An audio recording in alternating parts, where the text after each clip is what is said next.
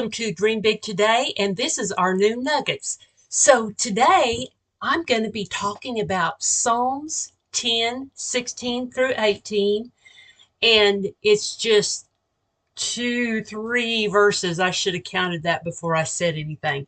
Three verses, and they are powerful verses. So if you would, put your prayer request and your praise report in the chat box today so we can pray with you this afternoon. Something might have come up this morning that you need prayer for this afternoon, and we love to do that.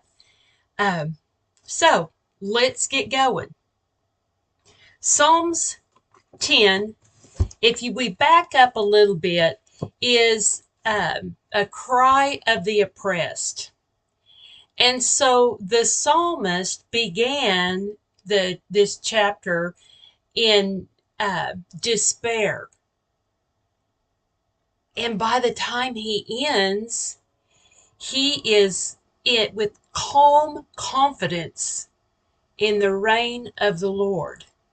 And so that made me think about sometimes, hey, Lynn, we get all wrapped up in our drama. And if we're praying, that's what we need to do. But how many times do you just start ranting and raving and talking about, oh, woe is me, this happened to me, I'm stressed out because I've been watching the news and all of these bad things are going on. It's making me have anxiety attacks and all of this. I mean, just so many things. We can bring it on ourselves. You make yourself have this most of the time. So this writer says, Lord, why do you seem so far away when evil is near? They're going on and on about how they feel. And he goes on quite a bit about the oppressors and all of the bad things. And then he says God doesn't care about what we do. There's nothing to worry about. So successful are their schemes. And he talks and he just is going on and on. But now, after we get on in here, see, he thinks in the beginning of this, the Lord is concealed. Now then, we get to this last half of it, then the Lord is concerned is the title of that. So, verse 16, I'm going to read this.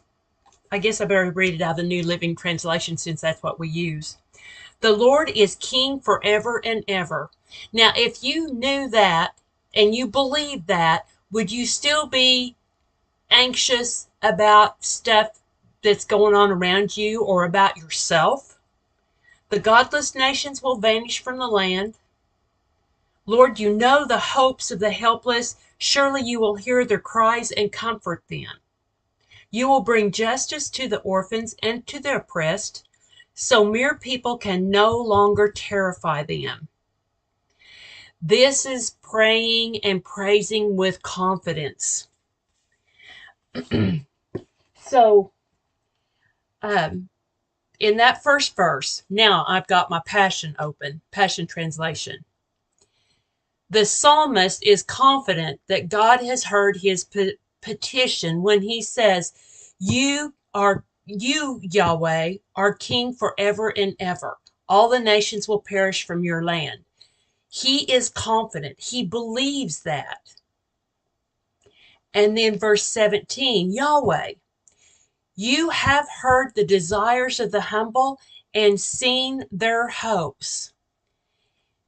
You will hear their cries and encourage their hearts. So in verse 17, he knows that Yahweh hears.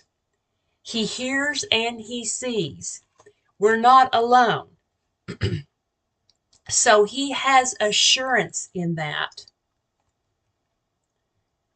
And then verse 18, the orphans and the oppressed will be terrified no longer, for you will bring them justice, and no earth dweller will trouble them again. He, our Father, God, will do the justice We don't have to do it. We don't even have to talk about it. We can be aggravated whenever if we're reading the newspaper or some little reel that we've seen on social media. Why are we looking at those things if we are going to be upset about it? And we should most of the times if we're seeing some of that stuff, because they only show bad things. Not 100% of the time, I won't say that, but most of the time it's all bad stuff.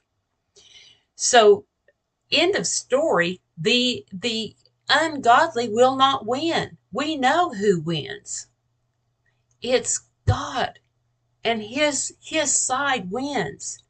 But I want to back up just a little bit to verse 17 where it says, Yahweh, you have heard the desires of the humble.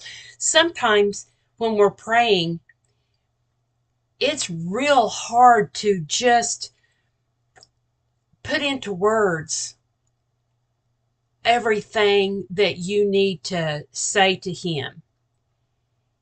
He still hears and knows your desire when you can't or even dare not put it into actual words of a prayer.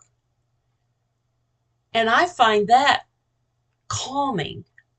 I had a not even a situation. It wasn't a situation, but the some of our family was scheduled to go on a trip somewhere, and they were delayed. And had they gone on their delay when they or on the trip whenever they had originally scheduled, they would have been in great danger. But you know what? I didn't know to pray that. But God knows the desires of my heart, that my family will be safe no matter where they are, because I don't know where all they're going. They don't always tell me what they're going to do. But whenever I'm praying, he knows my desires, and he covers all of the rest. And I don't know about you, but that gives me great joy to know that the Lord is king forever and ever. And I made a little card. You probably can't see that. Okay. Yeah. How do you draw a crown that is going to say forever and ever and ever? Well, all I could do is put dates around it, like, BC clear to the future, and just, just for fun.